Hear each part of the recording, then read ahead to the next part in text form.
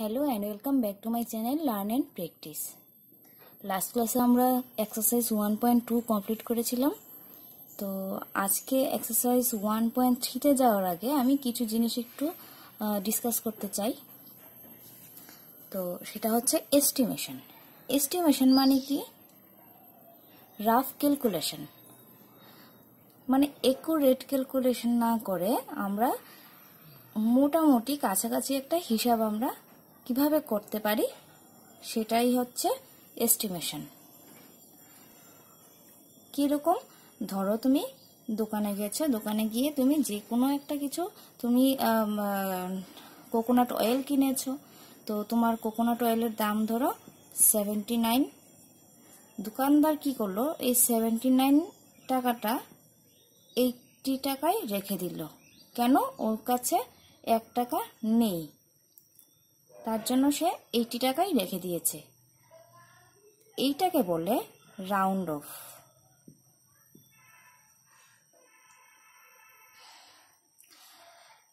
তোমাদের এক্সাম পেপারে যখন খাতা দেয় বা পেপার দেওয়া হয় তোমাদের, তখন দেখবে রেজাল্টের মধ্যে লেখা আছে 17.5।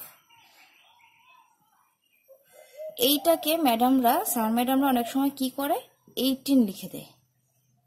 এটা কি করলো? রাউন্ড অফ করলো। তো এইটার জন্য একটা বেসিক রোল আছে। তো সেই রোলগুলি দেখি। একটা নাম্বার আমি 58 নিচ্ছি। এবারে 58টাকে হয় আমরা 50 লিখবো আর নয়তো 60 লিখবো। মানে এর কাছাকাছি দুটো টেন্স প্লেস। 50 এর আগে আছে 58 এর আগে আছে 50 এন্ড 58 এর পরে আছে 60। মানে আমার 0 থাকতে হবে। তো আমি এবার কোনটা লিখবো? 50 লিখবো না 60 লিখবো? এইটা বোঝার জন্য আমাকে কি করতে হবে? দেখতে হবে 58টা কার কাছাকাছি। তো আমি সিম্পলি যদি এইভাবে লিখি, আমি এটাকে আরো শর্টলি বোঝাতে পারতাম, কিন্তু তোমাদের বোঝানোর জন্য আমি একটু ব্রিফলি সেটা বোঝাচ্ছি। 53, 54, 55, 56, 57, 58, 59, 60। তো 58 কোথায় আছে? এই আমাদের 58। এবার 60 আর 50, তাহলে কার কাছাকাছি 58টা আছে সেটা আমরা দেখব। তো 58টা 60-র কাছাকাছি, কেন কি দুটো নাম্বার পরেই 60 চলে এসছে। তো 58 এটা আমরা মানে শর্টলি আমরা সেটা করতে পারতাম। 58 থেকে 50 ডিফারেন্স কত? 8। আর 58 থেকে 60 ডিফারেন্স কত? 2। তাহলে কোনটা বেশি কাছাকাছি হবে? যেটার ডিফারেন্স কম সেটাই কাছাকাছি হবে। তো তার জন্য আমরা আনসার কোনটা লিখবো? 60। তো আমাদের মনে রাখতে হবে এই যে 1 থেকে 4 পর্যন্ত যদি নাম্বার থাকে, তাহলে আমাদের আগের টেন্স নাম্বারটা হয়ে যাবে। আর যদি 6 থেকে 9 পর্যন্ত থাকে, তাহলে আমাদের পরের টেন্স নাম্বারটা থাকবে। কিরকম? এখন ধরো কোনো নাম্বারের লাস্ট ডিজিটে 1 আছে বা 2 আছে বা 3 আছে বা 4 আছে, তাহলে আমরা কি করব? কিছুই করব না, ডাইরেক্টলি 0 বসিয়ে দেব। যেরকম ধরো 23 আছে, তো এইটাকে আমরা কি লিখতে পারবো? 20 লিখে পারবো না। 3 এর বদলে 0 লিখে দেব, আর 2 যেরকম আছে সেরকমই আমরা রেখে দেব। আর যদি 6, 7, 8, 9 থাকে, তাহলে আমরা কি করব? 0 তো বসাবোই, আর আগের প্লেসে যে নাম্বার যে ডিজিটটা থাকবে তার সঙ্গে 1 প্লাস করে দেব। যেরকম ধরো 38। তো 38, 8টাকে তো 0 করেই দেব, আর 3 এর সঙ্গে 1 প্লাস করে দেব, তাহলে কত হয়ে যাবে? 40। বা এইভাবেও চিন্তা করতে পারি, আবার এটাকে এভাবে চিন্তা করতে পারি যে 38 এর পরের যে টেন্স নাম্বারটা আছে, 38 এর পরের কোন টেন্স নাম্বারটা আছে? 40। তো 40টাকে আমরা বসিয়ে দেব। আমরা 30 নেব না, 40 নিয়ে নেব, কেন কি এখানে 8 আছে। তো বাকি রইল একটা নাম্বার, সেটা কি? 5। এবার 5 থাকলে কি করব? 5 তো কি মিডলে আছে, 55। ধরো এখানে এই যে 5টা আছে, এই 5 এর থেকে 60 যতটুকু দূরে 50ও সেম ডিস্টেন্স, এটা থেকে এটা 5 ডিস্টেন্স, এটা থেকে এটাও 5 ডিস্টেন্স। তো জেনারেলি যেটা হয় আমাদের পরের টেন্স নাম্বারটাই আমরা নিই, তাহলে 5টা কোথায় চলে আসবে, 6 এর সঙ্গে। যেমন ধরো 45 লেখা আছে, তো এটাকে আমরা কি ধরবো, 50, 5কে 0 করে দেবো আর 4 এর সঙ্গে 1 প্লাস করে দেবো, মানে 50 হয়ে গেল। এখন আমরা দেখব rounding of to the nearest tense থাকে, হান্ড্রেডস থাকে, 1000 থাকে, তো এগুলো কিভাবে আমরা করব। রাউন্ড অফ তো আমরা বুঝে গেছি কিভাবে করতে হয়, এবার আমরা এটা কিভাবে করব যখন নিয়ারেস্ট টেন্স, নিয়ারেস্ট 100 এরকম থাকে। তো একটা নাম্বার নিচ্ছি, ধরো 4 6 3 9 1। এবার এই নাম্বারটাকে আমি রাউন্ড অফ করব। আমি ফার্স্টে একটা ডিজিটকে 0 করব।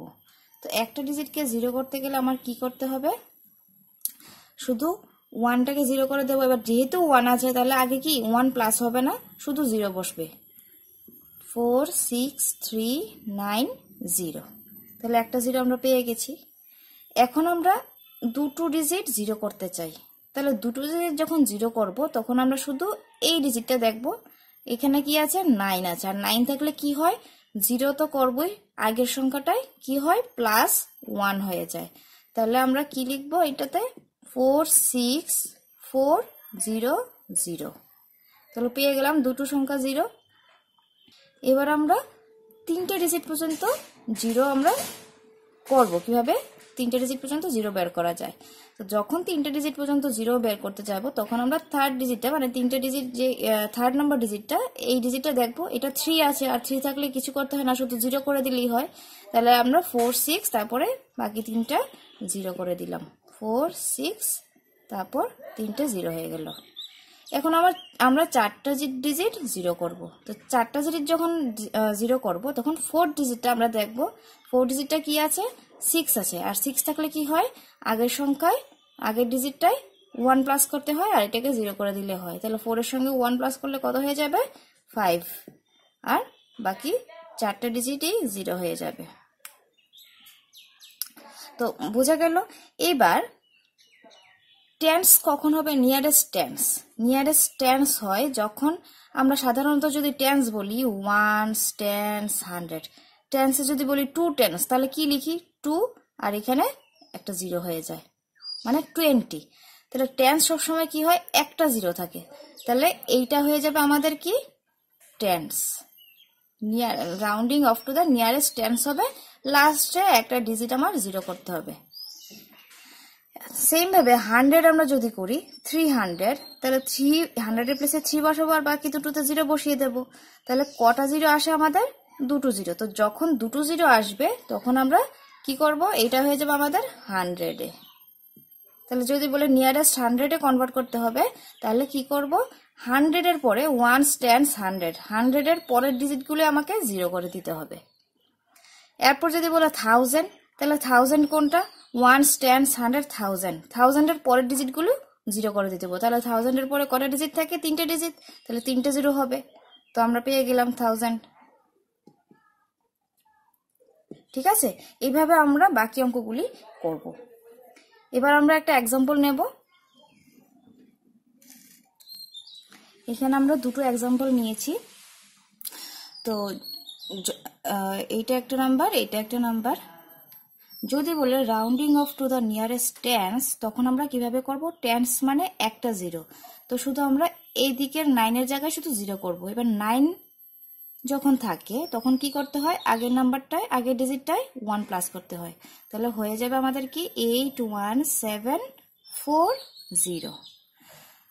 সেম ভাবে ওইটার মধ্যে কি আছে 4, তাহলে 4 থাকলে কি হয়, শুধু ওইটাকে 0 করে দিলেই হয়, সামনের ডিজিটটাতে প্লাস করতে হয় না 1। তাহলে 4 6 2 8 0, এটা যেরকম আছে সেরকমই থাকবে, শুধু 4 এর জায়গায় 0 হয়ে যাবে। এবার চলে আসছে rounding of to the nearest hundreds. যখন হান্ড্রেডস বলবে তখন কি করতে হবে, লাস্ট দুটো ডিজিট 0 করে দিতে হবে। তাহলে আমরা সেকেন্ড ডিজিটটাকে চেক করবো, সেকেন্ড ডিজিটে কি আছে, 3 আছে। 3 থাকলে কি হয়, শুধু 0 করে দিলেই হয়, আগে সামনের ডিজিটটাতে কিছু প্লাস করতে হয় না। তাহলে 8170 সেম ভাবে ওইটাতে যদি সেকেন্ড ডিজিটটা দেখি আমরা 8 আছে, তো 8 থাকলে কি হয়, সামনের আগের ডিজিটটাতে আমরা 1 প্লাস করতে হয়। তাহলে 4 6 3 আর বাকি দুটো 0 করে দেব। এবার 1000 যদি rounding of to the nearest 1000 বলে, তাহলে কি করব, 1000 আমাদের কি দরকার, 3টে 0 দরকার। তো 3টে যদি 0 হয় তাহলে থার্ড ডিজিটটা আমরা দেখব কি আছে, 7। 7 থাকলে কি করতে হয়, সামনের ডিজিটটাতে প্লাস করতে হয়। তাহলে আমরা কি লিখবো, 82000। আর এইটার মধ্যে থার্ড ডিজিটে কি আছে, 2, আর 2 থাকলে কিছুই করতে হয় না, শুধু 0 করে দিলেই হয়। তাহলে 46000। এখানে 1000 এ করেছি তো 1000, 1 10 100 1000, 1000 এর পরের নাম্বারগুলো সব 0 হয়ে গেছে। এইটাতে 100 পর্যন্ত করেছি তো 100 1 10 100, 100 এর পরের ডিজিটগুলো 0 হয়ে গেছে। আর এটাতে টেন্স করেছি তো 1 10, টেন্সের পরের ডিজিটটা 0 হয়ে গেছে। বাস এইভাবেই আমাদের রাউন্ডিং অফ করতে হয়। আর এস্টিমেট সাম, এস্টিমেট ডিফারেন্স, তারপর এস্টিমেট মাল্টিপ্লিকেশন কিভাবে করতে হয় সেটা আমরা এক্সারসাইজের সঙ্গে, যখন এক্সারসাইজের প্রবলেমগুলি আমরা সলভ করব তখন এটা সঙ্গে সঙ্গে আমরা বুঝিয়ে দেব এবং সেটা তখনই বুঝে নেব, সেটা ভালো হবে। তাহলে আমরা অনেকগুলো এক্সাম্পলও করতে পারবো। তো আজকে আর বেশি দেরি করছি না, নেক্সট ক্লাসে আমরা এক্সারসাইজ 1.3 চলে যাব, একদম কোশ্চেনে, ডাইরেক্ট কোশ্চেনে চলে যাব। তো থ্যাংক ইউ ফর ওয়াচিং।